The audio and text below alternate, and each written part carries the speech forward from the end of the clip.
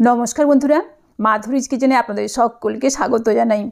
আজ তৈরি করব মুচমুচে পালং শাকের পকোড়া বা পালং শাকের বড়া, যেটা দুপুরবেলায় গরম ডাল ভাতের সঙ্গে কিংবা সন্ধেবেলায় চায়ের সঙ্গে খেতে দারুণ লাগে। তাহলে চলুন শুরু করি আজকের এই রেসিপি।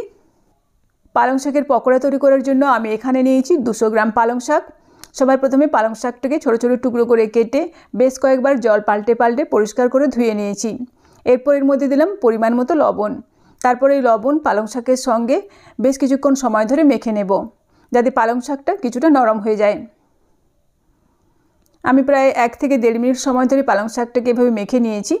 এবার দিচ্ছি হাফ কাপ বেসন, হাফ কাপ চালের গুঁড়ো, এর সঙ্গে দিচ্ছি হাফ চামচ হলুদের গুঁড়ো, হাফ চামচ জিরে গুঁড়ো, অল্প একটু জোয়ান আমি হাত দিয়ে ঘষে এর মধ্যে দিয়ে দিচ্ছি,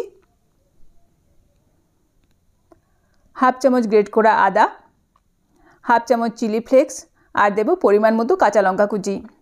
তারপর এগুলোকে একসঙ্গে ভালোভাবে মেখে নেব। আর এটা মাখার জন্য আমি কিন্তু এখানে কোনো রকম জলের ব্যবহার করিনি। শাকের থেকে যে জলটা বেরিয়েছে সেই জলটা দিয়ে কিন্তু ব্যাটারটা ভালো মতো মাখানো হয়ে গেছে। এই দেখুন, পকোড়া তৈরি করার জন্য ব্যাটার একদম রেডি হয়ে গেছে। এরপর পকোড়াগুলোকে ভেজে নেব। আমি এখান থেকে অল্প অল্প করে নিয়ে গরম তেলে ছেড়ে দেব। এদিকে গ্যাস অন করে কড়াইয়ের মধ্যে বেশ খানিকটা পরিমাণে সাদা তেল আগে থেকে ভালোভাবে গরম করে নিয়েছি। তারপর গ্যাসের আঁচটাকে লোতে করে দিয়েছি।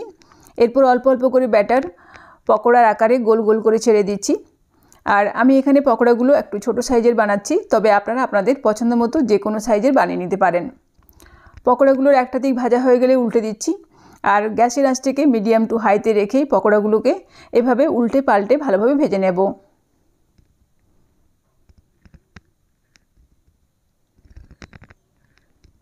এই দেখুন, পকোড়াগুলোকে আমি লাল লাল করে ভেজে নিয়েছি। এরপর এগুলোকে তেল থেকে ছেঁকে একটা পাত্রে তুলে রাখছি। আর ওই একই রকমভাবে বাকি পকোড়াগুলোকেও ভেজে নেব। এভাবেই তৈরি হয়ে গেল আমার আজকের রেসিপি মুচমুচে পালং শাকের পকোড়া। আমার এই ভিডিওটি যদি আপনাদের ভালো লাগে তাহলে অবশ্যই একটা লাইক করবেন, বন্ধুদের মধ্যে শেয়ার করবেন এবং কমেন্ট করে জানাবেন। ধন্যবাদ।